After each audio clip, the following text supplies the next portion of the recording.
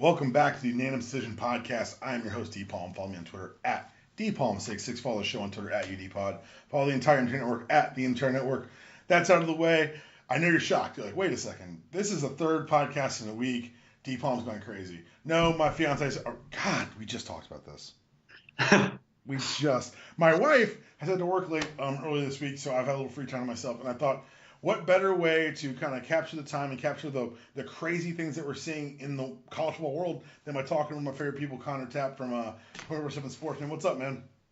Not too much, D-Palm. Well, I say not too much just because I'm used to saying that in response to what's up, when the actual truth is a whole lot of stuff is up. It's been like the craziest 72 hours of my time in the college football profession. Yeah, I'm really excited that I was able to steal, let me get 20 minutes.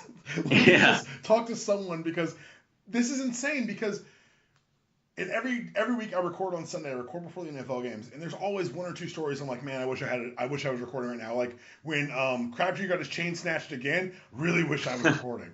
Like when Eli got benched this afternoon, really wish I was recording. But when you saw the firestorm of firings and hirings and not hirings that occurred in the SEC over the last week, I had to talk with someone about it. And before we even get to the SEC, I want to talk about this new rumor that's apparently being floated. Herm Edwards is being named as a front runner. By the way, Tennessee, this is how you float test balloons. Anyway, Herm Edwards is being named as a front runner, or at least an interested party in the ASU job. Connor, I've been told this by someone who used to work at ESPN in my DMs today. Herm Edwards is one of the most energetic and positive people you'll ever meet. And I start back, that's a great quality in a puppy. It's not a great quality in a guy who hasn't coached in 10 years and hasn't coached in college since '89. You and I both know the intricacies and differences that football in general has gone through since the last 10 years have happened, let alone the college ranks since '89. Is Herm Edwards just a splashy choice for a school that needs to make a splash? Or do you think he could legitimately do this job? I mean, I have no reason to think that he could do that job. And if that's what Arizona State's plan was in getting Todd Graham out of the way, then I really don't like them doing that. Sort of made sense when it seemed like replacing Todd Graham with Kevin Sumlin was imminent. Now some time has passed, and like the longer we go without that happening, you wonder if that's actually going to be happening. But yeah, I don't know. Honestly, it's hard for me to get a gauge on what Arizona State's ambitions are. Right? There are definitely some programs out there who are just kind of like hoping some celebrity savior will come along and carry them up a rung. But I don't know. Arizona State's a decent enough program. I think of them as like a perennial 500-ish program that, they're not some consistently 1-11, 0-12 program that just needs some type of big name to get them in the headlines and get a little bit of traction and some recruiting going. Like it's not a program that's that desperate that they want to bring in a 63-year-old who's been on TV for the past 10 years, and is probably known to most teenagers as a meme. Like what is the thing that he is like famous for? I forget what his rant was. You play to win the game. Is that him? Yeah, that's definitely him. And you're right. Like for me, he's a meme to me. His last year in the NFL was a year after my last year playing football, period. Yeah. It's been a long time. Until you said it, until we phrased it like that, I just got really, now it made me even more down on this idea. Yes, ASU, you got your name in the news cycle. Congratulations. This is probably the most interesting coaching carousel in the last 15, 20 years. But go with the Sumlin thing. I don't get it. I don't. Yeah. Just hire Kevin Sumlin. That seems like a slam dunk. That's literally going to improve your program on day one. Yeah, and that would be a huge win for them. And as much as in a vacuum, getting rid of Todd Graham, who came in. Firing him at 8 a.m. on Sunday is petty and mean. I said this on the main show. I mean it. Just fire me. Just Bielema me, please. Just fire me on the field. No post-game speech. Just fire me here. Yeah. 8 a.m. That's rough. What if Todd Graham's got an early church service? Huh? You ever think about that? With that little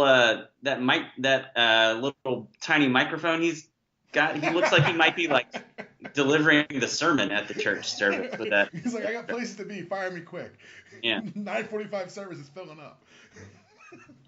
Well, the opposite of a slam dunk that Kevin Sumlin would be for them is whatever the hell has happened in Tennessee. So for those of you who've been living under a rock, first of all, weird. Second of all, so on Sunday after we recorded, news broke that Greg Schiano was going to be named the new head coach at Tennessee. Outrage was immediate. It was from all corners. It was logical. It was, this guy's not a good football coach. No one seems to like him. You're getting rid of an authoritarian asshole who didn't endear himself to boosters, to fans, or to players, and you're bringing in Greg Schiano, who literally might be the mold Butch Jones was cast from. And then it turned weird because people were going into the Sandusky things and tying into Penn State. You got obviously the Rock was spray painted. The Rock was last seen celebrating Lane Kiffin's leaving of Knoxville. Very interesting to note. But after 0-8 in the SEC, I don't think, and I'm not saying the Sandusky claims about Schiano are less than, they're specious at best. Right. There's an account that says that he saw something. There are other accounts that say that he saw nothing, but you also take those accounts with a grain of salt because the party line from Penn State's always been no one knew anything. So no one was ever going to say, yeah, he knew. So I think you could have fought this without pretending to care about the Penn State case. Am I wrong? No, I think that's definitely true. I think Tennessee fans didn't want him for football reasons and weaponized the hearsay about Sandusky to achieve the desired end. And they did that.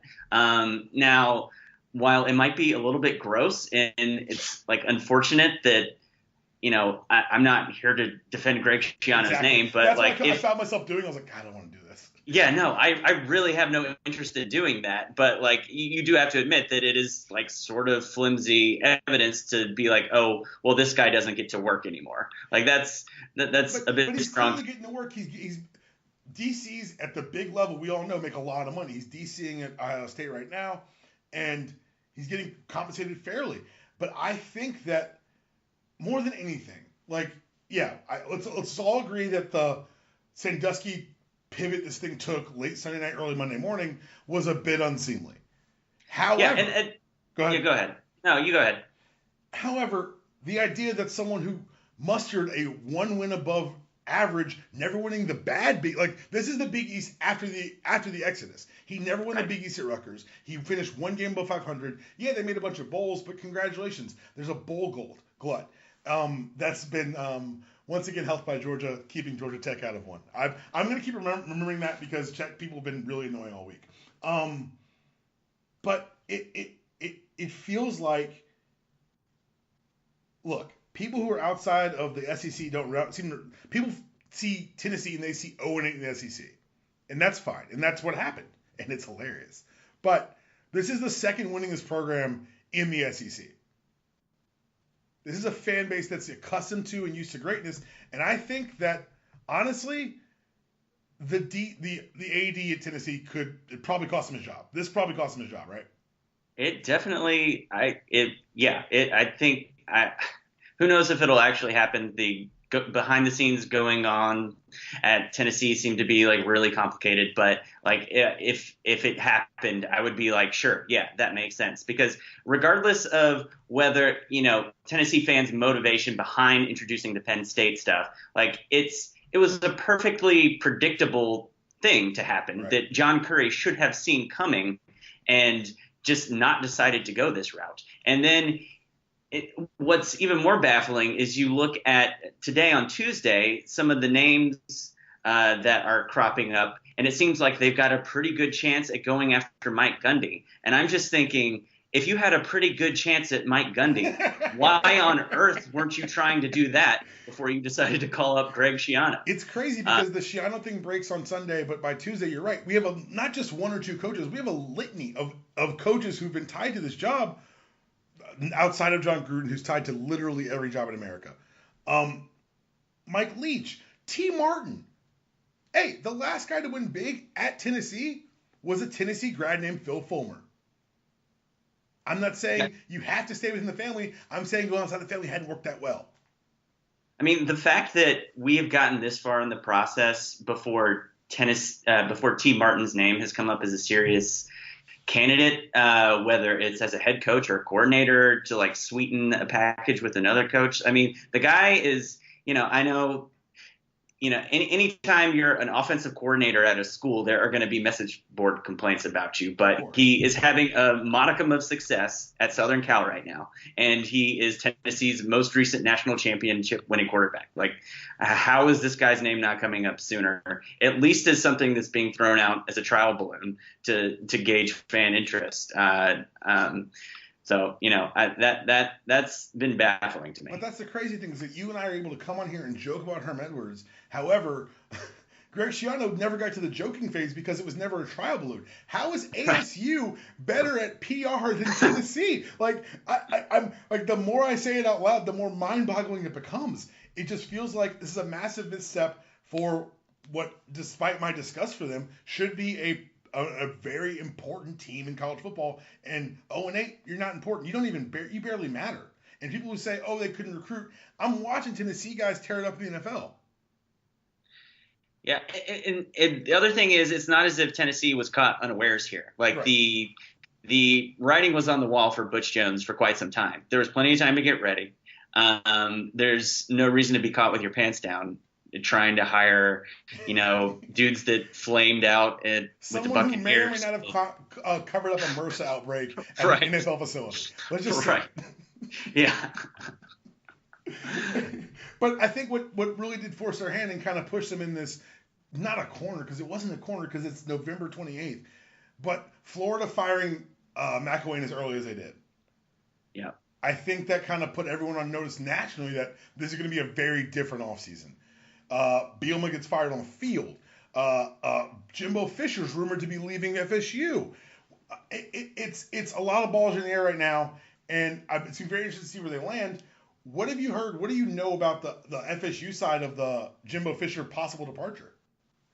It seems, I'm not an insider, but from like reading what our FSU writers have written and just kind of taking in everything that's out there, it seems like this situation, this relationship has just gotten kind of to the point where it's maybe just better for both sides to walk away, it's kind of surprising to see a situation deteriorate that quickly when you've got a national championship that was won in 2013. But I mean, we've seen it before at Auburn, and Florida State is a similar kind of place where winning is expected at a super high level. So yeah, Florida State's become that kind of place because for years we got to remember they had that stable factor of Bowden, and right.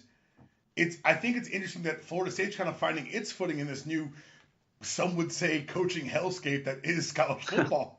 Because 4 years ago, you're right, they won a national title. I could not imagine unseating Jimbo Fisher at Florida State. Then they play, and it's something that you're going to probably cover when you cover the rankings that come out tonight. But they played Bama, and for people to say, oh, Bama's schedule is weak, well, Bama also inflicted a wasting disease upon Florida State, upon which they could never recover. It's basically cholera. Playing Alabama early in the season is basically getting cholera on the Oregon Trail. You may not die now, but you're going to die.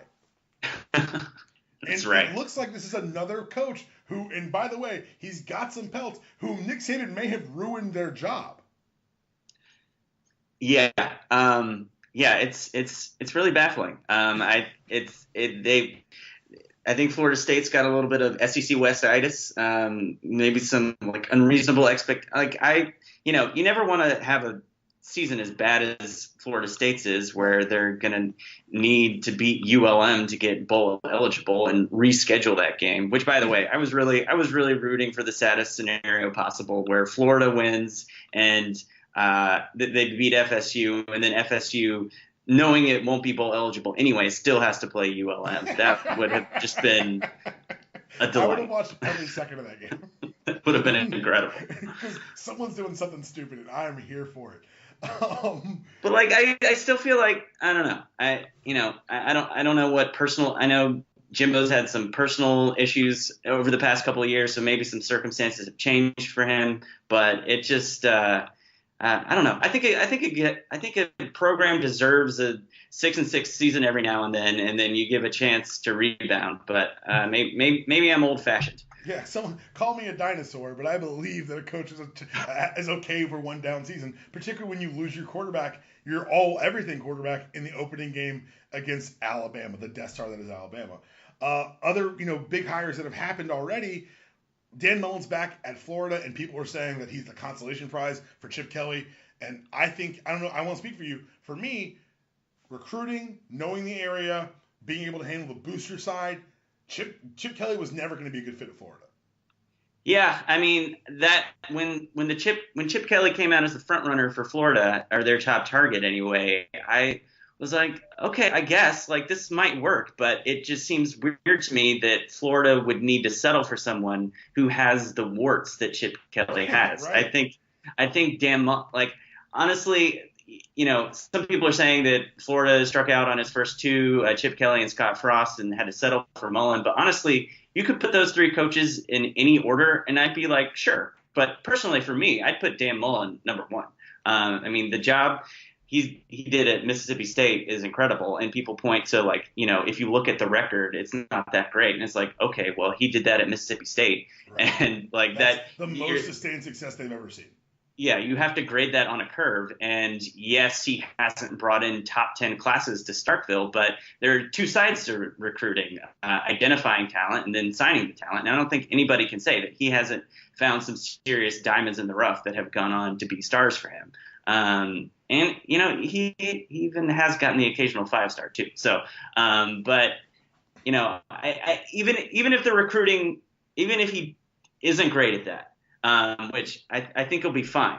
Yeah. But like I think Florida is just a place where there just needs to be a sense of competency throughout the organization, and then the recruiting will take care of itself. There's just too much talent; they'll trip over 4 stars and 5 stars there in Florida. So like I don't think that's going to be a problem. I think this is going to be a great hire, and I think it's going to be in pretty short order. Florida and Georgia having some pretty good teams fighting at the top of the SEC East year in and year out. We'll deal with that other team in a second. I think it's interesting because I think you and I agree that Mullen at the helm at Florida should equal recruiting success. I do wonder how the emergence of USF, UCF, the reemergence of Miami will really affect that recruiting base and whatever the hell happens at FSU. So we've had some emergent powers. FAU, we've had teams pop up in this vacuum that's happened. And the question is, can Florida State, and Miami hold down the name recognition in the state to keep these small schools down? And that's something I'm interested to see, because you can't say, hey, come to Florida State so you'll be on TV. It's everywhere you go, you're going to be on TV. Columbia made TV 3 times this year. I watched them twice. Hey, I don't watch them twice. I got shit to do. Before we get to Georgia and this play-in kind of game, I got to ask, how's your 2 of Will Muschamp handling? How's it for you? It's going okay. I mean, you look at the 8-4 record, and it's hard to be mad about that in year 2, considering where things were. What was it, 6-7 the year before? Yeah, it was 3-9 last year under Spurrier, then 6-7, now 8-4 with a chance to get a 9th win in a bowl game, and it's pretty good. But as you know, many of the teams in the SEC that we expected to be good this year, particularly in the East, were not very good. And so that kind of makes South Carolina's record look a lot better than it actually is. So defense is headed in the right direction without a doubt. It looks like maybe a change might be made at offensive coordinator, and we always know that's a whole debacle with Will Muschamp. So we'll see. Year 3 is going to be a big one for him. I'll tell you what, man. I think the rejiggering of the SEC a couple years ago was kind of interesting, but it's even more interesting that now that there's clearly a class of have and have-nots, and that South Carolina and Kentucky are in the class of the haves in the East, and that's never seen today. Yeah, that's the other thing with Tennessee. I think like over the past decade, they've been kind of duking it out with South Carolina for maybe that 3rd or 4th spot. And I think, especially as we see the debacle that's going on there now, I mean, I think Tennessee's pretty clearly been left behind at this point. Hey, 0-8 in the SEC does not lie, and that every time I see that number, it gets crazier and crazier because you and I grew up in a world where Tennessee was super annoying because they won a lot. Whew, yeah. I mean, thinking about those 1990s Florida Gators and Ugh. Tennessee teams, like just picturing those players in those jerseys, like sends a chill through the back of my spine. Yep. And well, now I have to ask you because I've reached a point of depression. Georgia's playing Auburn again this weekend. This is going to run on Friday, so I'll tack on anything crazy that happens after this Tuesday. I'll tack on afterwards. But Okay. coming up Saturday, unbiased observer, I feel like you hate both teams equally. Is that fair? Or do you indifferent Auburn? I kind of enjoy Auburn, to be honest. Fair. So I like you less. Is there any reason Georgia shouldn't get run out of the building? I think this is going to be a close game. Why would you do that? I think, it's on one hand, you look at what happened in Jordan-Hare Stadium back on November 11th, and you say, well, man, Georgia just got dominated on both lines of scrimmage. If this happens again, I don't see any reason why Auburn's big, strong guys wouldn't also be able to handle Georgia's big, strong guys again. But at the same time, I think Auburn, well, one, we're changing venues from Jordan-Hare Stadium to, I guess it's in Mercedes-Benz Stadium. Oh, the Mercedes-Benz Stadium, which I've yet to put into. Ooh, I want to go. Like, I was kind of mad about this whole thing being built, but God, it seems kind of cool. It does. I want to check it out. Cool. I'm the same way. I'm like, that's so stupid. That looks great. Yeah. So we've got to change a venue to a neutral site. I think Auburn's been through the ringer a little bit more so than Georgia has at this point. And Kerryon Johnson, late in that Alabama game, it was unclear if he was going to be able to stay in, and that running back stable has been beaten down over the course of the season. Coming off of, Auburn doesn't beat Alabama very much. And every time they do, it's super physical. Yeah, and so I just kind of wonder if that's taken a bit out of them. And when you the thing that's strange about Georgia's season is you look at the rest of their body of work and then the Auburn game, and it just doesn't really add up. Like, how are they this dominant against the entire rest of their schedule and then play like that on one day? And so, Glad you asked. The way it happened was Auburn had the personnel up front to stymie the running game. Our freshman is a freshman. And that was basically it. And if you keep any defense on the field that long, they get tired. I'm nervous because those big guys are still there. Our freshman is still a freshman. And like you said, like the stable of running backs it's definitely been whittled down some. I think we're probably in better physical shape going into this game, but I keep looking at 40-17. And I know that, and I keep looking at like kind of the history of not just Georgia, but also Alabama or Saban disciples. Mm-hmm. When you built a defense, kind of, and let's be real, Kirby Smart brought this defense from Bama. And what's always been the wrinkle about Bama's defense, they do great against quarterbacks that not necessarily runners, but can run on you. And they're not necessarily great against lots of, how do I put this, misdirection plays. Sure. So if you can buy time in the backfield, or if you can convince our line to come upfield, there are ways to gash this defense. And that's what makes me nervous, because it's not about the small plays. It's not even about, honestly, the clock control. It's about the big plays that are on the field for this Auburn team that makes me nervous. Now that you mention it, I'm looking at Georgia's schedule, and I just got curious. Like, after Jarrett Stidham, what's the second best quarterback Georgia has played? And pretty. I'm like, I guess it's Brandon Wimbush. Oh man. It's really Fitzgerald is on there, but Fitzgerald's on there, but we heard. I think got injured early. Yeah. His mobility was stymied. Yeah. Well, you kind of talked me back in the other direction a little bit now. I told you I'm very depressed about this. I'm not gonna lie to you. Connor, man, thank you so much for coming on. Please tell everyone where to find you. I am on Twitter at meetmeattaps. Great follow, guys.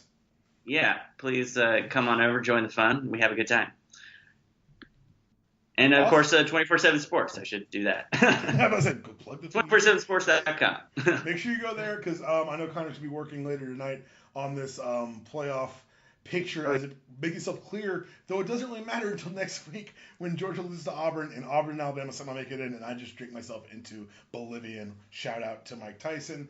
This is the part of the show where I'm supposed to say goodbye, but because Connor's been so mean to me, it's on me to remind him that on my wedding day we beat South Carolina 24-10. That was your show. This is your outro. See you guys next week.